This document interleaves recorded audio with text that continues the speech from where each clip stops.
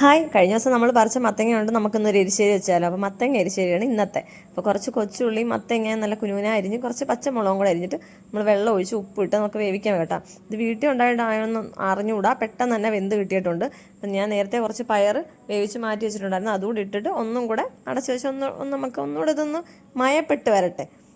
വെന്തതാണ് പയറും വെന്താണ് മത്തങ്ങയും വെന്താണ്, രണ്ടും കൂടെ ഒന്ന് യോജിക്കാൻ വേണ്ടിയിട്ട് ഞാൻ വീണ്ടും ഒരു 10 മിനിറ്റ് വെച്ചിട്ടുണ്ട്. എന്നിട്ട് നന്നായിട്ട് കുഴച്ചെടുക്കുക. ഒത്തിരി ഞാനിങ്ങനെ നന്നായിട്ട് കുഴച്ചാണ് ഉടച്ചാണ് എടുക്കുന്നത്, കഷ്ണം പോലൊന്നും ഇടാറില്ല കൂടുതൽ.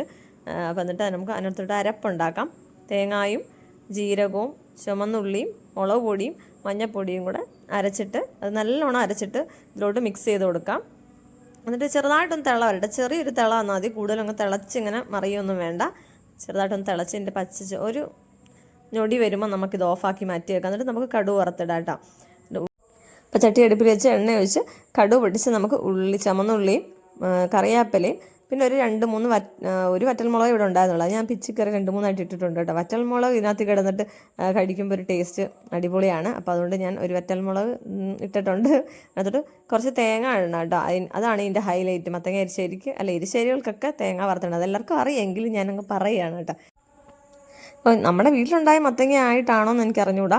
മത്തങ്ങ എരിശ്ശേരിക്ക് ഭയങ്കര ടേസ്റ്റ് ആയിരുന്നു. അതോ നമ്മുടെ വീട്ടിലുണ്ടായെന്നുള്ള നമ്മുടെ ഉള്ളിലുള്ള ഒരു സാറ്റിസ്ഫാക്ഷൻ ആണോ എന്ന് എനിക്കറിയത്തില്ല കേട്ടോ.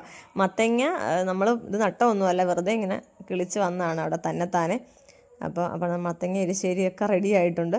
പക്ഷേ നമ്മളിങ്ങനെ നട്ട് വെച്ചാൽ അങ്ങനെ ഉണ്ടാകുന്നതിനെക്കാട്ടിൽ കൂടുതൽ ഇങ്ങനെ വാരി കളയുന്നതിനകത്ത് നിന്നുണ്ടാകുന്നതാണ് കേട്ടോ അടിപൊളി എന്ന് എനിക്ക് തോന്നുന്നു. നമുക്കങ്ങനെ വെള്ളരിക്ക ഉണ്ടായി കിട്ടിയിട്ടുണ്ട്. ഇത് മത്തങ്ങ നമ്മളിവിടെ പെരവാസ്തോലിക്ക് കൊണ്ട് കയറത്തില്ലേ മുറത്ത് വെച്ച്, അങ്ങനെ എന്നിട്ട് നമ്മൾ അതിൻ്റെ അരി എവിടെയോ ഇട്ടിട്ട് കിളിച്ച് കയറിയതാണ്. കുറേ ഇങ്ങനെ ഉണ്ടായിട്ടുണ്ടെങ്കിലും ഒരെണ്ണമാണ് കേട്ടോ നമുക്ക് ഫലത്തെ കിട്ടിയിട്ടുള്ളത്. ബാക്കിയെല്ലാം ഇങ്ങനെ പൊഴിഞ്ഞു പോവും അങ്ങനെ ആയിട്ട്.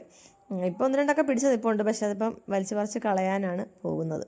വൈകിയൊക്കെ വൃത്തിയാക്കി തെങ്ങിന് തടം എടുക്കുമ്പം അതെല്ലാം പോവും. അപ്പോൾ അതിന് മുമ്പേ നമുക്ക് ഒരെണ്ണം ഫലത്തെ കിട്ടിയിട്ടുണ്ട്. അപ്പോൾ വീഡിയോ ഇഷ്ടപ്പെട്ട ലൈക്ക് ചെയ്യാനും ഷെയർ ചെയ്യാനും സബ്സ്ക്രൈബ് ചെയ്യാനും കമൻറ്റ് ചെയ്യാനും മറക്കല്ലേ. Okay, by.